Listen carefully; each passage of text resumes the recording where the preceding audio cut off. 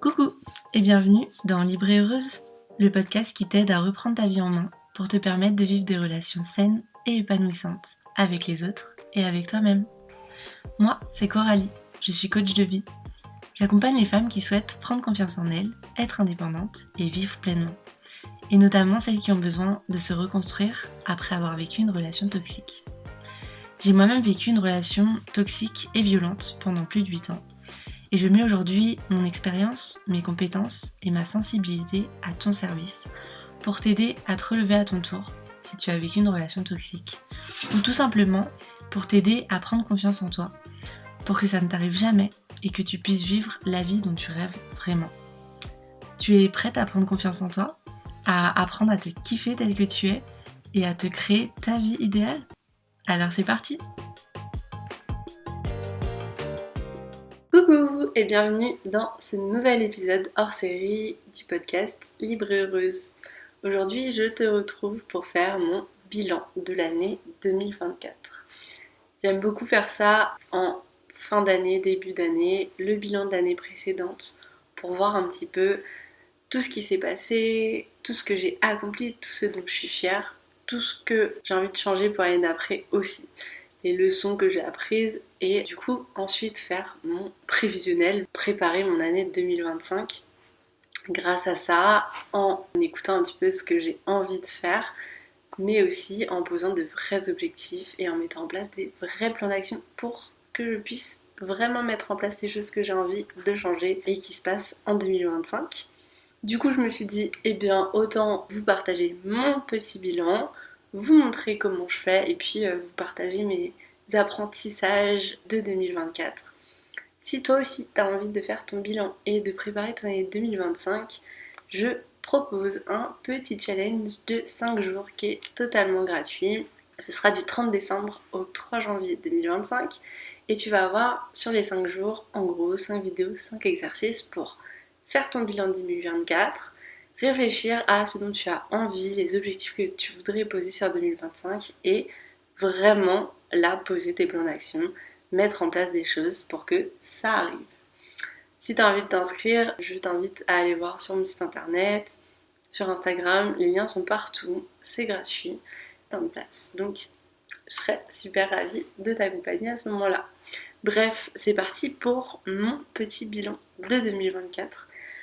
Pour faire ce petit bilan, je suis partie tout simplement sur les 9 domaines de vie qu'on retrouve dans les exercices que peut-être vous avez déjà fait, même en bilan de compétences, ou voilà, dans des formations, des choses comme ça. C'est les 9 domaines qu'on retrouve dans la roue des domaines de vie. C'est un classement assez simple pour pouvoir réfléchir un petit peu à comment ça va dans tous les domaines de ta vie.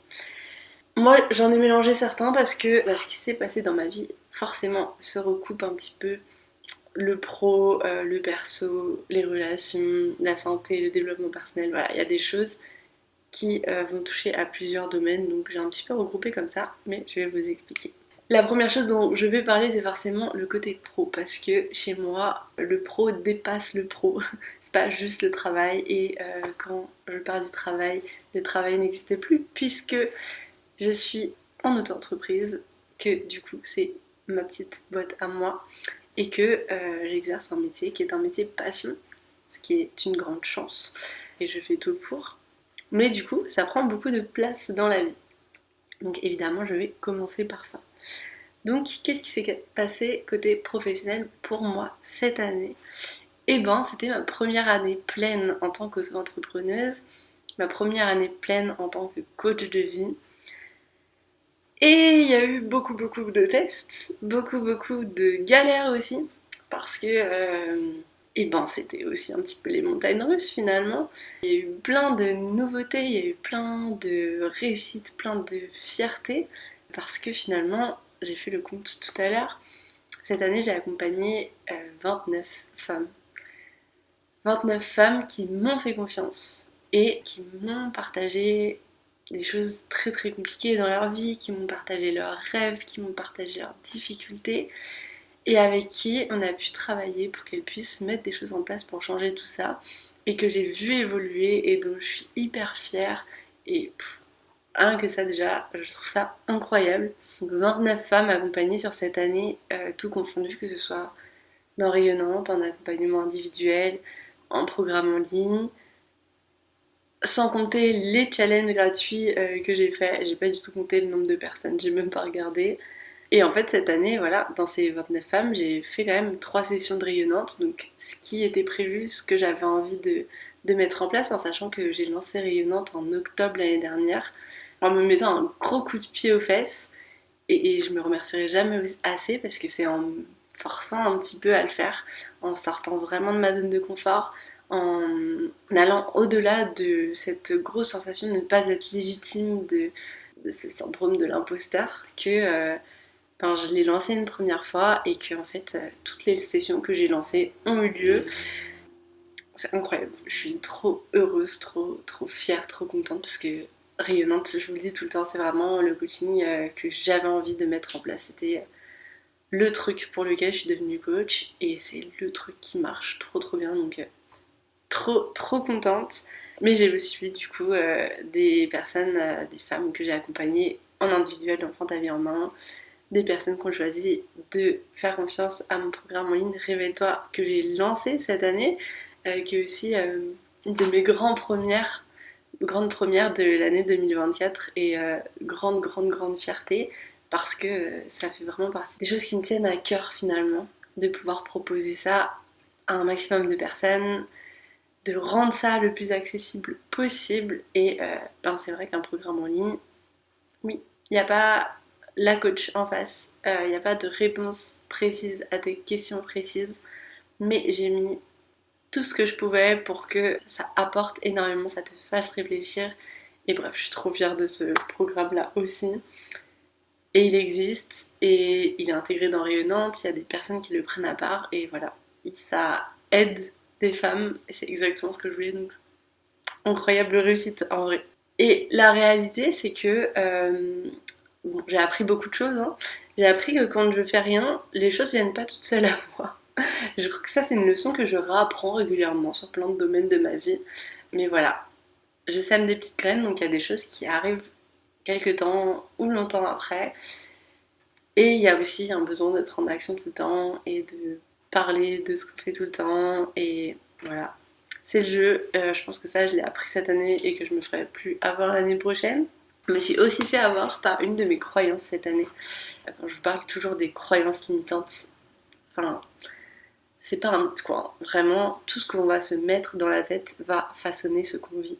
Et moi, je m'étais mis dans la tête l'été. L'été, les gens ne vont pas chercher un coaching. Voilà. Le mois d'août, de toute façon, ça va être mort. Oh, puis le mois de septembre, de toute façon, les gens ont la tête à autre chose. Donc, je me suis foutu en l'air un petit peu mon mois d'août et mon mois de septembre. Je me suis fait flipper. Je me suis stressée. Je me suis créé vraiment une période de pas simple. Et c'est marrant parce que dès que moi je me suis remise en mouvement, les choses ont recommencé à bouger toutes seules. Donc, ma petite croyance de toute façon l'été c'est foutu, j'ai bien compris que la réalité c'était si je croyais que ça allait être foutu et que je ne faisais rien, ça serait foutu. Et je ne ferai pas la même chose l'année prochaine. Et je vous invite franchement à vraiment travailler un max sur ces croyances-là, à prendre le petit recul après coup pour comprendre qu'est-ce qui fait que ça n'a pas marché. Est-ce que moi de toute façon je m'étais pas dit que ça marcherait pas à ce moment-là? Parce que très souvent c'est ça. Enfin bref, c'est vraiment une des choses que j'ai apprises cette année. Cette année j'avais aussi décidé de me mettre des objectifs financiers. C'est un petit peu obligatoire en vrai quand t'as une entreprise. Mais pour ceux qui me connaissent, vous savez que moi j'aime pas trop me mettre la pression. J'aime pas trop mettre la pression non plus. Donc j'essaie de pas me la mettre à moi non plus. Donc moi j'avais fait un petit système de premier petit objectif atteignable, mais voilà, qui me ferait quand même plaisir. Un deuxième un petit peu plus difficile, un troisième qui me semblait un peu pas atteignable, mais qui m'aurait fait plaisir. Bon, j'ai atteint mon premier petit objectif. Donc c'est une réussite. On va pas se mentir, c'est une réussite. Je ne pourrais pas continuer des années avec ce petit objectif-là, mais c'était ma première année entière dédiée à mon activité de coach. J'ai atteint cet objectif in extremis, avec des difficultés, voilà, mais je l'ai atteint. Donc, trop cool. Et ce dont je me suis rendu compte, maintenant qu'on parle d'argent, c'est un petit peu sur ce domaine-là. C'est que par contre, l'aspect financier commençait vraiment à devenir extrêmement stressant pour moi, en sachant que j'arrive à la fin de mon chômage, en sachant que mes fonds, mon argent de côté n'est pas du tout illimité. Je commençais vraiment à me stresser par rapport à ça et ça a commencé à avoir un impact hyper négatif parce que moi à la base je suis coach pour aider des personnes, pour accompagner un max de femmes, pour faire du bien, pour avoir un impact positif sur ce qui m'entoure. Mais quand la peur financière arrive, on se retrouve dans un truc de je dois trouver des clientes. Et ça marche pas avec moi. Je dégage plus le bon truc, même moi j'ai plus envie. J'étais pas bien et ça marchait pas forcément comme ça. Et qu'est-ce que j'ai fait? Qu'est-ce que je vous conseille tout le temps, moi, quand vous n'arrivez pas à vous dépatouiller d'une situation toute seule? Eh ben, je me suis fait accompagner. Donc, me voilà repartie en coaching et c'était trop trop bien. Et comme tout le monde, parfois dans la vie, sur certains sujets, à un certain moment, c'est trop compliqué de prendre le recul toute seule. Et j'avais la conversation en rendez-vous d'info tout à l'heure. On est des êtres humains, on est des êtres sociaux. Donc à un moment donné, c'est normal de demander de l'aide, c'est normal de faire appel aux autres, et c'est trop bien. Et ça, voilà, en quelques séances, ça m'a complètement libérée, parce que je me suis rendu compte que moi j'étais vraiment en dualité entre deux énormes parties de moi. Une partie de moi assez, j'allais dire rigide, mais en tout cas qui cadre les choses et qui a besoin de se mettre en sécurité financièrement et que voilà, il y ait tant d'argent et que l'argent dépense comme ça et que ce soit comme ci et que ce soit comme ça. Sauf que peut-être que d'autres personnes qui ont vécu des choses assez fortes dans leur vie. En tout cas, moi, je sais que, par exemple, le décès de mon papa a été un événement très très fort là-dessus et également ma rupture et mon départ avec mon ex toxique et violent. Ça a fait un truc en moi, ces deux situations qui me sont arrivées dans ma vie. C'est que je suis hyper one life. Je fais les choses que j'ai envie de faire. Je me dis vraiment très facilement, en fait j'ai qu'une vie, j'ai envie de le faire donc je le fais, je serai pas enterrée avec mon argent. Enfin, c'est vraiment le genre de choses que je me dis très facilement. Et par moments, et notamment en ce moment, ça devenait hyper difficile de vivre avec ces deux parties de moi. Parce que la Coralie One Life, comme on l'appelait avec ma coach, donc celle qui a envie de vivre, se prend pas la tête, finalement, celle-là, elle sait qu'il y aura toujours une solution, qu'il n'y a pas de souci, etc. Mais elle fait trop peur à la Coralie qui a besoin de contrôle et de sécurité. Et tout l'intérêt de ce coaching a été de me réconcilier ces deux parties de moi. Et maintenant, j'arrive vraiment beaucoup plus à prendre des décisions. Enfin, vraiment, j'ai pris des décisions. Je vais vous en reparler après parce que ça a un lien avec encore un autre domaine de ma vie. Mais ça m'a permis de prendre certaines décisions, notamment par rapport au côté professionnel, de m'ouvrir à l'idée de travailler avec des entreprises aussi et de faire du coaching professionnel en complément. Parce que c'est vrai que mon cœur va vers les femmes et voilà, ce que je fais, c'est vraiment ce que j'avais envie de faire, ce en quoi je suis hyper forte et j'adore ça, ça me tient trop à cœur et ce sera toujours, en tout cas dans mon état d'esprit aujourd'hui, ma priorité dans ma vision et ma façon d'exercer le coaching. Mais je me suis réouverte totalement à l'idée d'aller travailler en entreprise, de aussi m'ouvrir un peu sur les sujets et d'essayer de me sécuriser financièrement comme ça. Donc, petit message subliminal en passant. Si vous travaillez dans une entreprise qui recherche une coach, si vous êtes RH, si vous êtes manager, voilà, si vous cherchez quelqu'un pour soit faire du coaching individuel, on peut travailler sur plein de choses en rapport avec la gestion du stress, les relations avec les autres, la gestion des salariés, plein de choses, le retour après des arrêts longue durée, ça peut être énormément de sujets. Ou alors pour du coaching des équipes, parce que comme vous le savez, moi j'adore le collectif et donc je suis aussi formée au coaching des équipes pour le milieu de l'entreprise. N'hésitez pas à me contacter, qu'on en discute, ce sera avec grand plaisir. Voilà, j'ai fini mon petit moment de pub. Mais ça, c'était une grande décision pour moi, de quelque chose que je rejetais totalement avant. parce que je pense que je voyais ça comme un échec de ne pas faire exactement ce que je voulais faire, et puis finalement, je le vois dans mes coachings que je traite absolument tout et n'importe quoi comme sujet finalement, et que de toute façon, il y a très souvent un rapport avec mes sujets de prédilection, c'est-à-dire la relation à soi et la relation aux autres, donc qu'on soit dans le monde professionnel ou pas. Je saurais gérer ça, et en plus, pourquoi pas encore avoir un impact positif sur un milieu qui, moi, me plaît pas, m'a pas plu quand j'étais, moi, employée. Donc, trop trop bien. Voilà, vous voyez que ma vision de la chose a totalement changé. C'est un peu ça, le coaching. Soit on se rend compte que vraiment il y a des choses qui sont rédhibitoires et on met fin, on coupe euh, concrètement dans la vie, soit on change sa vision des choses. Il n'y a pas 36 000 autres choix dans la vie. Voilà pour le côté pro et pour le côté argent. On en vient à la deuxième sphère importante de ma vie, parce que, petite parenthèse, le but dans la vie quand on cherche un équilibre, c'est pas d'avoir un équilibre parfait, c'est de trouver l'équilibre qui nous convient à nous. Moi, le pro prend énormément de place, mais parce que c'est pro et passion et j'adore ce que je fais et je suis totalement ok avec ça. La deuxième sphère qui est hyper importante dans ma vie, c'est ma petite vie avec mon amoureux. Et c'est redevenu important au fur et à mesure du temps, et vraiment cette année je pense qu'il y a eu un cap qui s'est produit.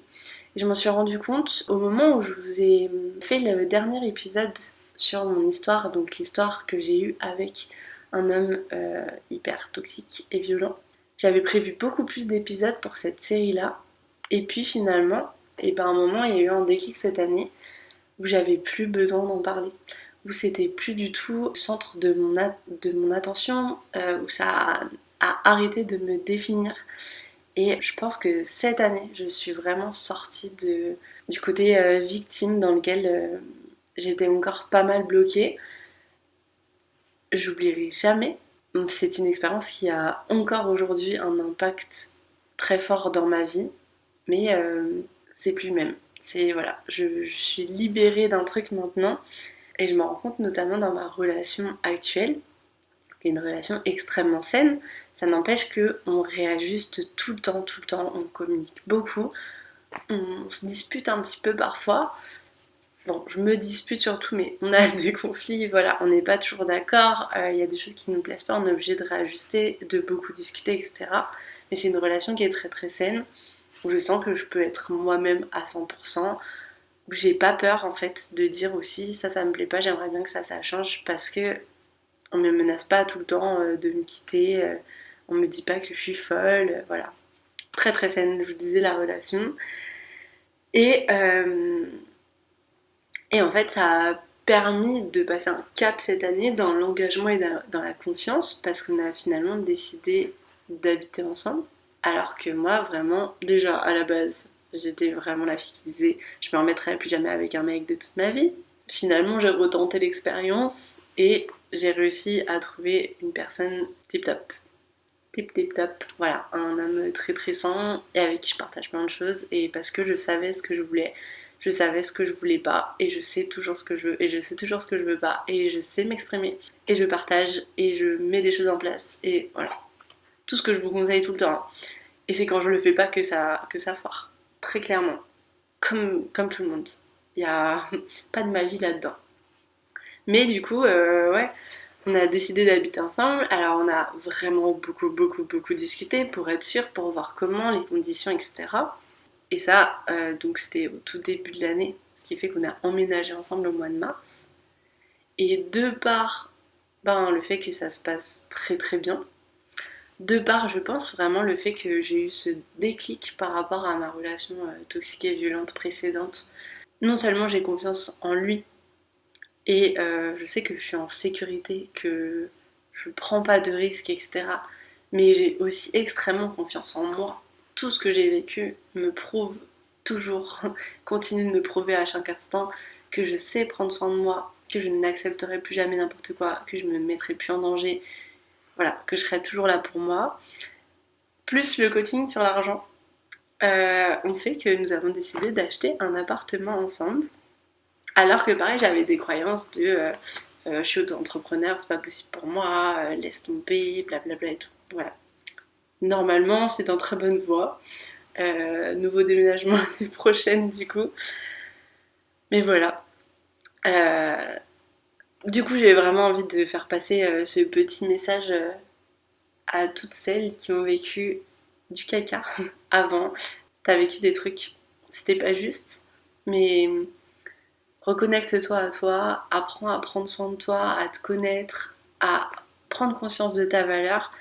Et je te jure qu'il n'y a que du mieux qui peut arriver. Et voilà tout ce qui est possible. Et si c'est pas ce qui te fait rêver, c'est pas grave, mais ce qui te fait rêver et ce qui te donne envie sera possible parce que tu seras capable de te l'apporter. Donc, courage, tu peux le faire. Si t'es dans une relation de merde, tu peux partir.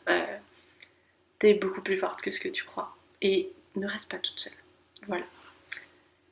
Ça, c'était pour le côté amour.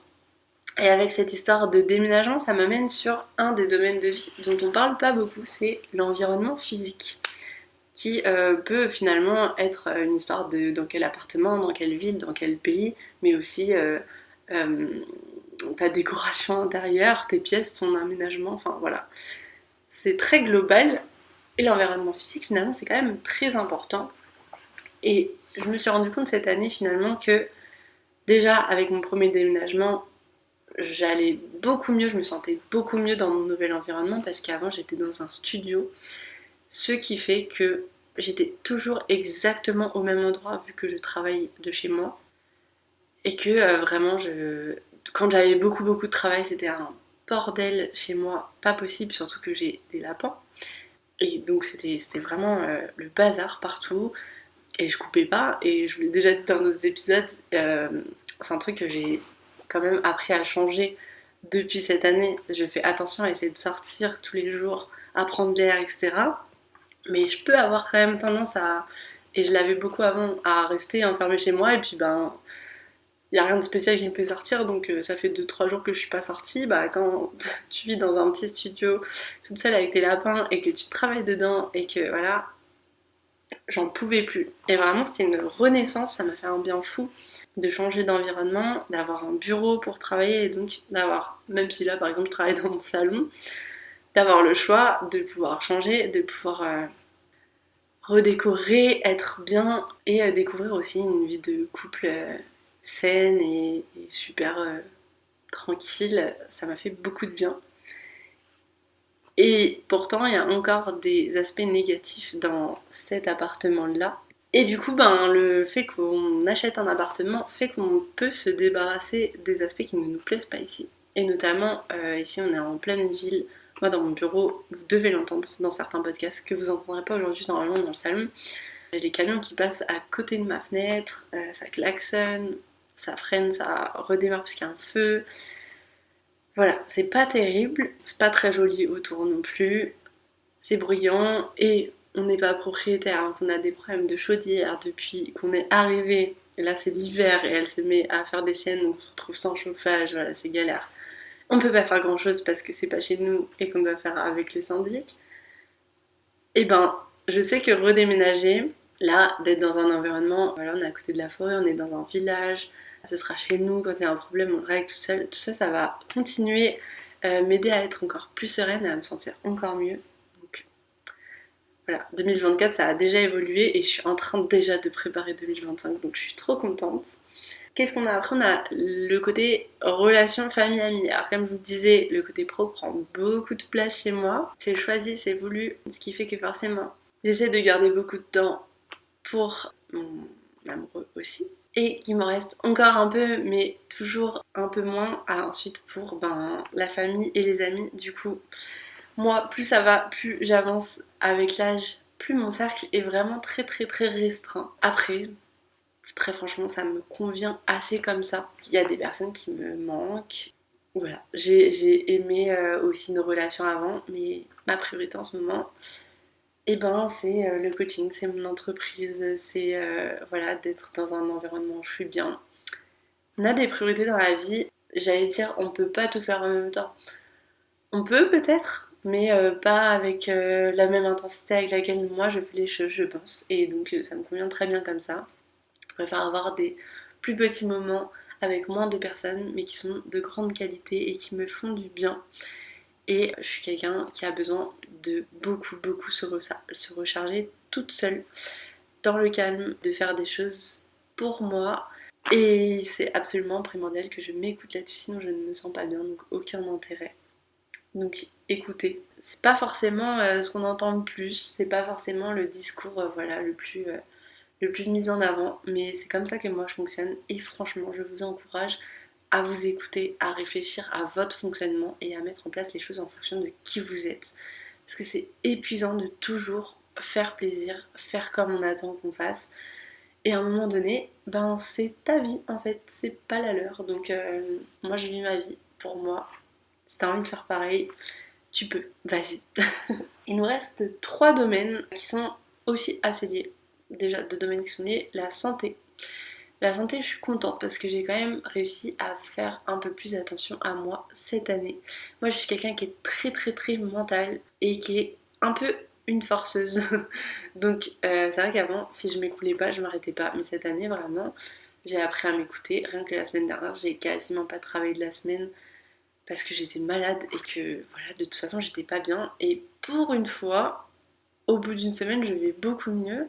Alors que d'habitude, ça a tendance à durer extrêmement longtemps parce que je pense que je prends pas assez soin de moi et que je force et que voilà. Donc, assez fière de moi pour ça et ça me fait du bien.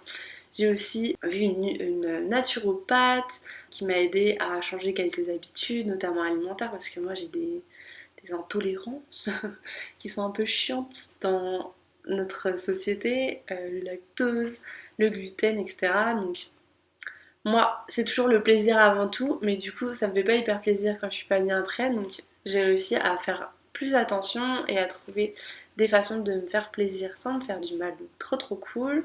J'ai mis en place aussi des compléments alimentaires. Et au-delà de la santé, on va aller plus du côté développement personnel. Pour celles qui ont suivi, j'ai mis en place plein de nouvelles routines dans ma vie cet été.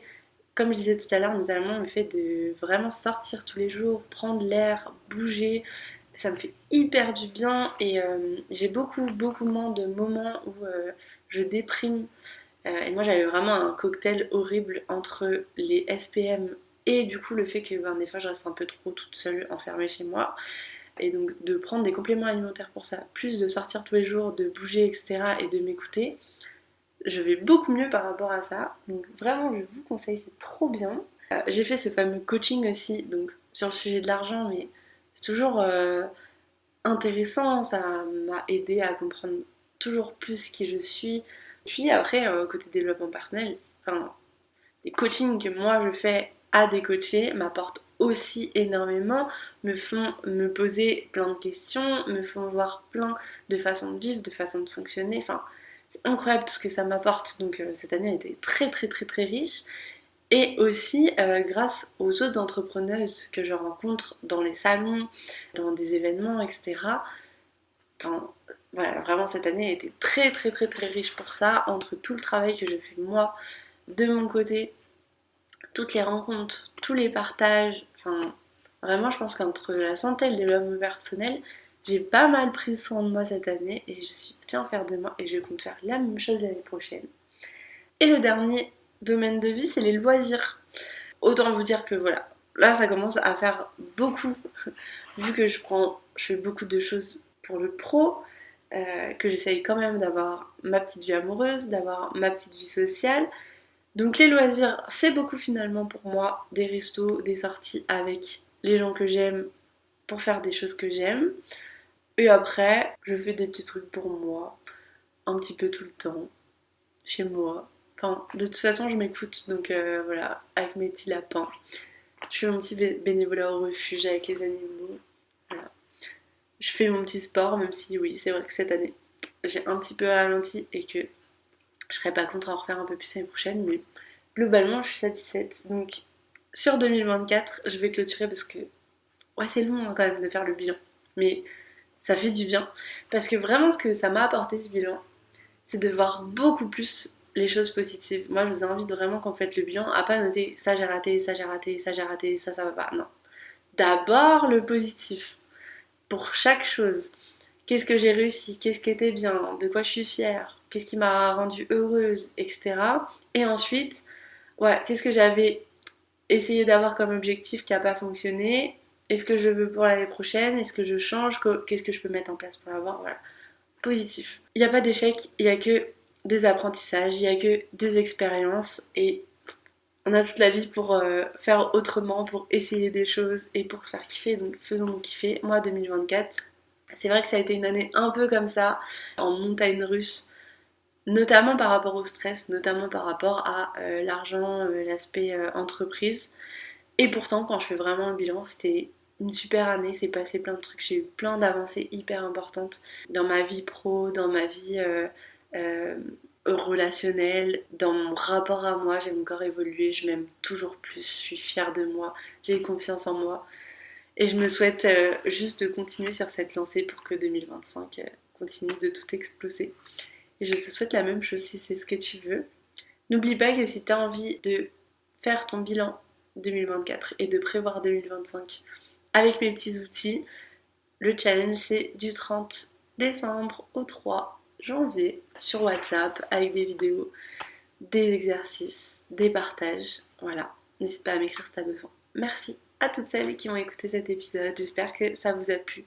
N'hésitez pas à me le dire. Ça me fait toujours plaisir d'avoir vos retours, j'adore. Même s'il y a des choses qui vous plaisent moins, n'hésitez pas, soyez pas méchants parce que ça ne sert à rien.